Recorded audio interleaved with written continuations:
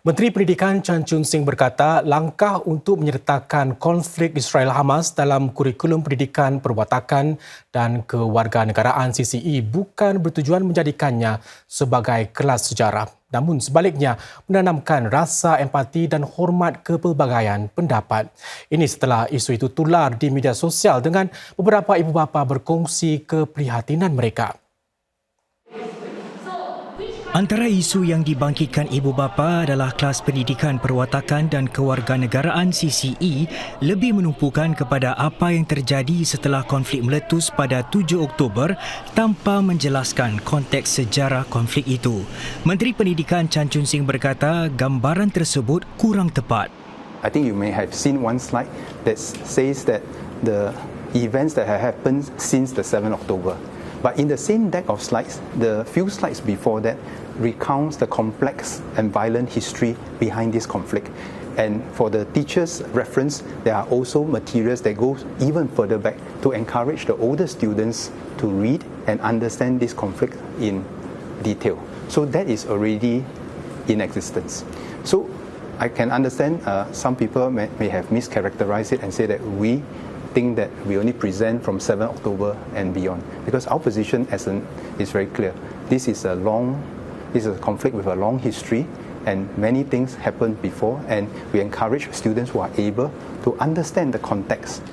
Encik Chan menambah bahawa bagi murid lebih muda, kelas-kelas CCE ini bertujuan membantu mereka fahami emosi mereka dan timbulkan empati terhadap yang lain.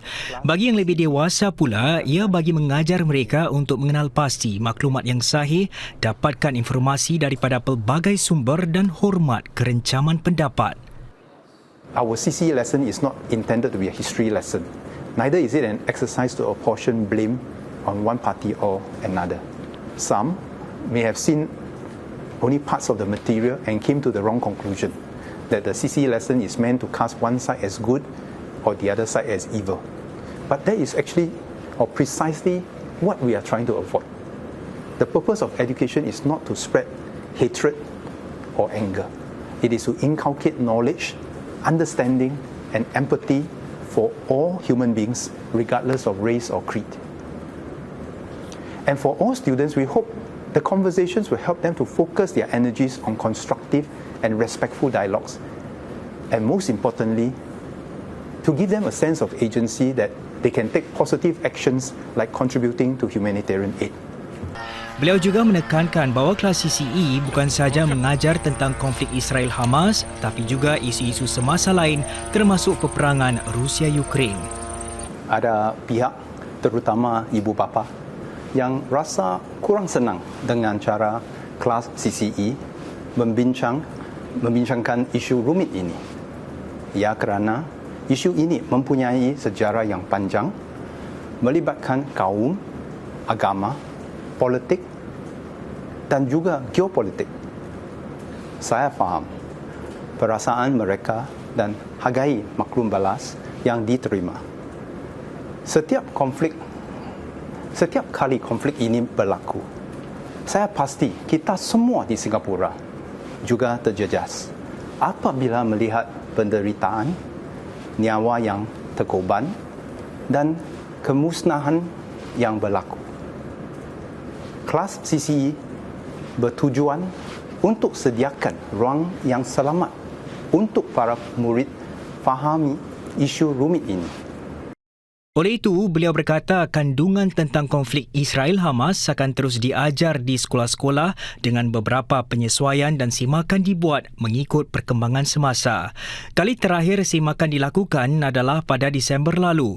Encik Chan berkata ia akan disimak 2 hingga 3 bulan sekali bergantung pada perkembangan semasa. Beliau juga akur isu-isu ini akan mencetuskan pelbagai reaksi daripada orang awam dan juga guru-guru serta pengetua sekolah sendiri. We all may have our own personal beliefs and convictions, but we also share a common objective to build a shared ethos of how we respond as Singaporeans to not just this conflict, but to possibly other issues with a sense of solidarity, of how we can come together and focus on what is common amongst us rather than to let our differences divide us. build upon that diversity, and then grow something beautiful, something common for all of us. Encik Chan berkata kementeriannya itu ada mempertimbangkan untuk memperkenalkan topik itu di sekolah kemudian, tetapi melengahkannya juga ada implikasi sedang kanak-kanak didedahkan kepada pelbagai informasi.